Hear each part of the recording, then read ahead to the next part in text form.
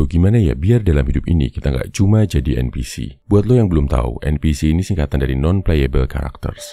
Kalau misal lo main game nih, terutama game petualangan, NPC itu karakter yang nggak bisa lo mainin. Yang kerjanya jualan senjata, jaga kamar hotel, atau cuma mondar-mandir nggak jelas. Nah, sindrom NPC ini dirasain sama cowok-cowok yang ngerasa nggak bisa jadi tokoh utama dalam hidup ini. Cuma hidup jadi pemeran pembantu, nggak punya misi dan visi hidup yang jelas.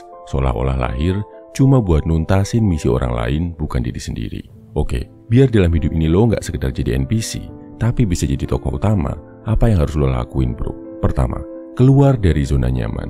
Paksa diri lo buat ngelakuin hal gak nyaman. Kalau lo lihat, NPC itu kerjaannya dari awal sampai akhir game cuma satu.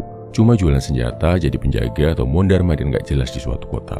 Beda sama tokoh utama yang harus bertarung, bertempur, mati, respawn, level up, belajar skill baru, lawan bos yang sulit, mecahin puzzle dan teka-teki, grinding, sampai akhirnya bisa namatin game. Kalau lo cuma ngelakuin hal yang lo nyaman aja, gak mau coba belajar hal baru yang lo tahu itu bagus buat lo, ya seumur hidup lo cuma akan jadi NPC bro.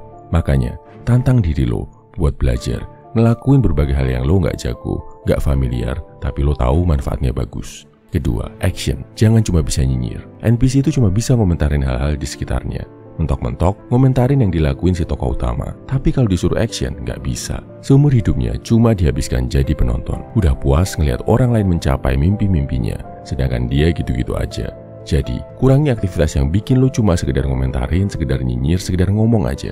Take action, lakuin sesuatu yang bermakna dalam hidup lo. Ketiga, kalau mau jadi tokoh utama, lo harus mikir kesejahteraan orang lain.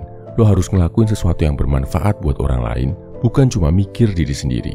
NPC dari awal sampai akhir game cuma mikir dirinya sendiri. Ngelakuin aktivitas ya cuma buat keuntungannya sendiri.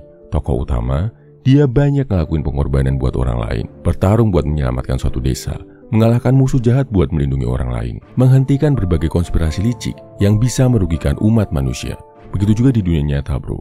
Cowok-cowok yang dikenal sejarah, yang cerita-ceritanya masih kita dengar sampai sekarang, adalah orang-orang yang bertindak dan beraksi buat kebahagiaan orang banyak. Yang mau berkorban dan berjuang bukan cuma buat dirinya sendiri, tapi juga buat orang lain. Makanya, lo sebagai pria harus punya misi mulia buat membahagiakan, mensejahterakan, memperkuat, atau mencerdaskan orang lain. Jangan cuma hidup buat mikir kesenangan pribadi. Kesimpulannya, kalau lo mau jadi tokoh utama nggak sekedar NPC, lakuin hal ini bro.